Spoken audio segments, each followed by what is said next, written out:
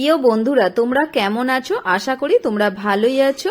চলো আজ আমি আমার ছাদ বাগান তোমাদের দেখাচ্ছি। কত সুন্দর ছাদের মধ্যে আমি টবেতে ফুল গাছ বসিয়েছি আর তারই সঙ্গে ধনেপাতা বিম গাছও বসিয়েছি।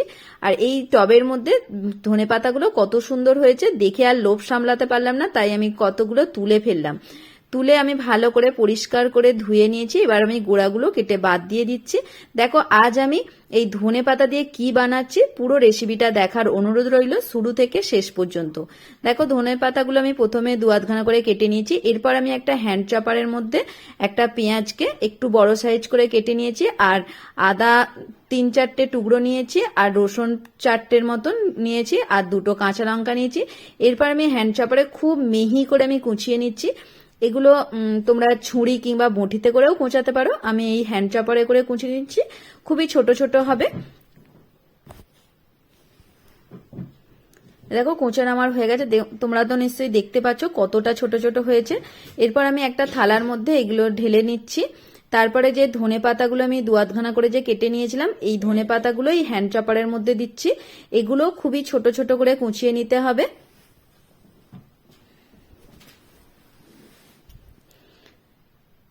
এই দেখো কত ছোট ছোট করে কোঁচানো হয়ে গেছে।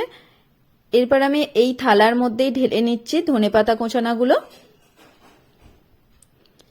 তারপরে আমি এই বাটিটার 1 বাটি আটা দিচ্ছি আর 1 বাটি ময়দা দিচ্ছি। দেবার পরে আমি 2 চামচ সাদা তেল দিয়ে দিচ্ছি। এরপরে 1 চিমটে নুন দিয়ে দিচ্ছি এই ময়দার মধ্যে, আর অল্প জোয়ানকে হাতে করে ঘষে দিয়ে দিচ্ছি। তারপর আমি হাতে করে একটু শুকনো অবস্থায় মাখিয়ে নিচ্ছি। মাখিয়ে নেবার পরে আমি অল্প অল্প জল দিয়ে একটা ডো তৈরি করে নিচ্ছি। দেখো অল্প অল্প জল দিয়ে একটা ডো বানিয়ে নিচ্ছি আমি।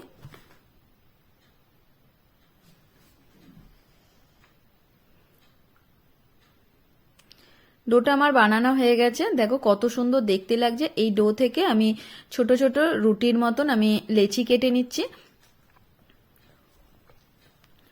এই দেখো এইরকম একটু লেচিগুলো কেটে নিচ্ছি।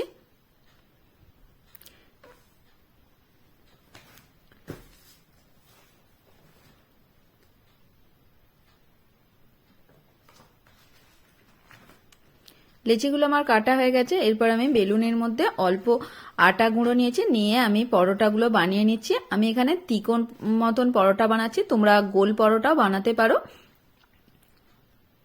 আর বন্ধুরা একটা কথা আমার বলতে ভুলে গিয়েছিলাম, এখানে যে আমি ময়দার আটা দুটোকে সমান সমান দিয়েছি, তোমরা এটা শুধু ময়দাতেও করতে পারো আবার শুধু আটা দিয়েও করতে পারো। আমি 2 রকম দিয়েই বানিয়েছি আজ। দেখো এই রকম ভাবে পরোটাগুলো বানিয়ে নিচ্ছি। আমি এখানে প্রথমে 4 থেকে 5টা একবারে বানিয়ে নিচ্ছি, যেহেতু আমি একা তৈরি করছি তাই আমি আগে বেলে নিয়ে তারপরে আমি সেকে নেব। দেখো প্রথমে একটু উল্টে পাল্টে হালকা ভেজে নিয়েছি, তারপর বাটার দিয়ে ভালো করে আমি ভেজে নিচ্ছি। তোমরা বাটারের জায়গায় সাদা তেল দিয়েও ভাজতে পারো, বাটার দিলে সেন্টটা বেশ ভালো লাগে, তাই একটু বাটার দিয়ে আমি ভেজে নিচ্ছি। দেখো কত সুন্দর দেখতে লাগছে, খেতেও খুবই ভালো লাগবে। আজকের ধনেপাতার পরোটাটা কেমন লেগেছে অবশ্যই তোমরা একটা কমেন্ট করে জানিও। যদি ভালো লাগে লাইক শেয়ার করবে। আর তোমরা একবার বাড়িতে এই শীতের মধ্যেই একদিন ধনেপাতার পরোটা বানিয়ে খেয়ে দেখবে। আজ তবে আসি, আবার পরের কোনো রেসিপিতে দেখা হবে।